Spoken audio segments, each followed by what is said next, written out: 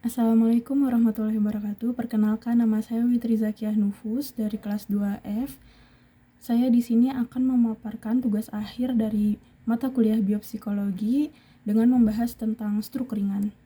Ada beberapa topik pembahasan yang akan saya bahas. Yang pertama ada pengertian struk, yang kedua jenis-jenis struk, yang ketiga gejala dan penyebab struk, yang keempat deskripsi klien, dan yang kelima yang terakhir ialah analisa hasil. Lalu yang pertama yang akan saya bahas itu tentang struk. Apa sih itu struk? Struk merupakan penyakit kronis yang memberikan dampak berbahaya yang diakibatkan oleh gangguan peredaran darah otak karena penyumbatan pembuluh darah arteri akibat endapan darah pada pembuluh darah. Pecahnya pembuluh darah nampak kelemahan dinding pembuluh darah atau kelainan di keadaan darah sendiri yang mengakibatkan kurangnya pasokan oksigen dan nutrisi ke otak yang menimbulkan kerusakan di jaringan otak. Lalu yang berikutnya ada jenis-jenis stroke. Yang pertama ada stroke iskemik, yaitu di mana kondisi yang terjadi ketika aliran darah ke otak itu tersumbat atau menyempit karena pembekuan darah. Jenis stroke iskemik ini yang paling umum atau kerap dialami oleh pasien. Jadi stroke iskemik ini yang benar-benar paling umum terjadi pada masyarakat. Lalu yang kedua ada stroke hemoragik. Stroke hemoragik terjadi ketika pembuluh darah di bagian otak bocor atau pecah. Biasanya kebocoran ini terjadi karena pembuluh darah sudah dalam keadaan rentan dan tidak mampu mengalirkan darah ke otak. Stroke hemoragik bisa menyebabkan seseorang mengalami koma, bahkan kematian jika perdarahan tersebut tidak segera dihentikan. Lalu yang terakhir ada transient ischemic attack atau stroke ringan. Nah, stroke ringan ini adalah serangan stroke yang berlangsung singkat. TIA tidak menyebabkan kerusakan otak permanen, tetapi menjadi peringatan bahwa penderitanya berisiko mengalami serangan stroke yang lebih hebat di kemudian hari. Lalu selanjutnya ada gejala dan penyebab stroke. Yang pertama ada gejala stroke. Terdapat 3 gejala utama stroke yang biasanya terjadi, yaitu yang pertama salah satu sisi wajah akan terlihat lebih turun dan pasien tidak bisa tersenyum karena mulut atau mata terlihat lemah. Lalu yang kedua, pasien tidak sanggup mengangkat salah satu lengan karena terasa lemas atau mati rasa. Tak hanya lengan, tungkai yang berada pada sisi yang sama dengan lengan juga mengalami kelemahan. Lalu yang terakhir ada perkataan menjadi tidak jelas, sulit dipahami, atau bahkan tidak mampu berbicara sama sekali meski pasien terlihat sadar. Gejala-gejala stroke di PowerPoint kali ini yang umum dirasakan oleh masyarakat. Dan masih banyak lagi gejala lainnya. Lalu berlanjut ke penyebab stroke, terdapat beberapa penyebab dari pasien yang mengalami penyakit stroke, diantaranya sebagai berikut.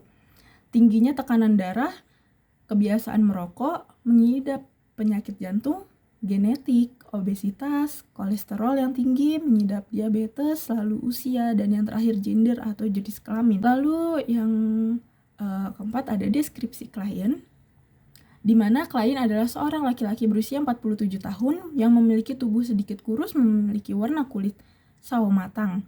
Pada awalnya, klien terkena penyakit stroke pada tahun 2016. Pada saat itu, klien telah memiliki riwayat penyakit darah tinggi atau hipertensi.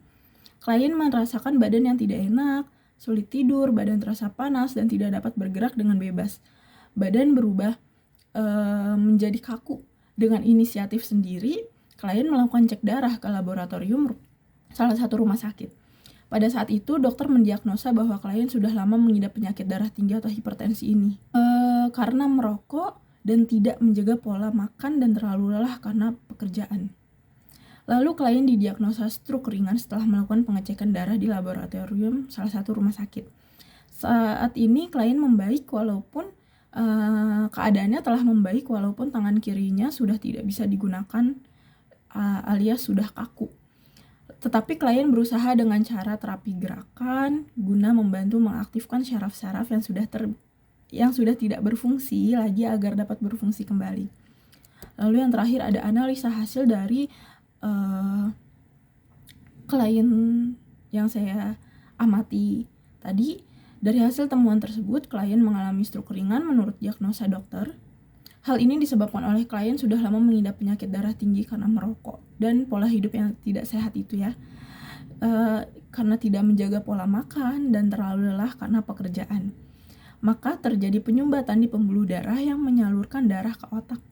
Penyumbatan ini disebabkan oleh penumpukan plak atau gumpalan udara di dalam arteri sehingga otak kekurangan asupan oksigen dan nutrisi. Hal tersebut dikarenakan klien yang memiliki kebiasaan mengkonsumsi rokok, dan rokok itu asapnya itu masuk ke dalam tubuh kita dan bisa menyumbat beberapa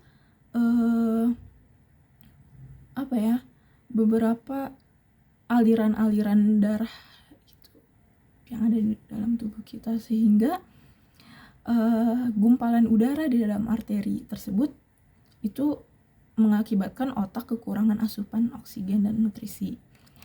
Mungkin cukup sekian pemaparan tugas akhir dengan tema stroke ringan dari saya. Kurang lebihnya mohon maaf. Wassalamualaikum warahmatullahi wabarakatuh.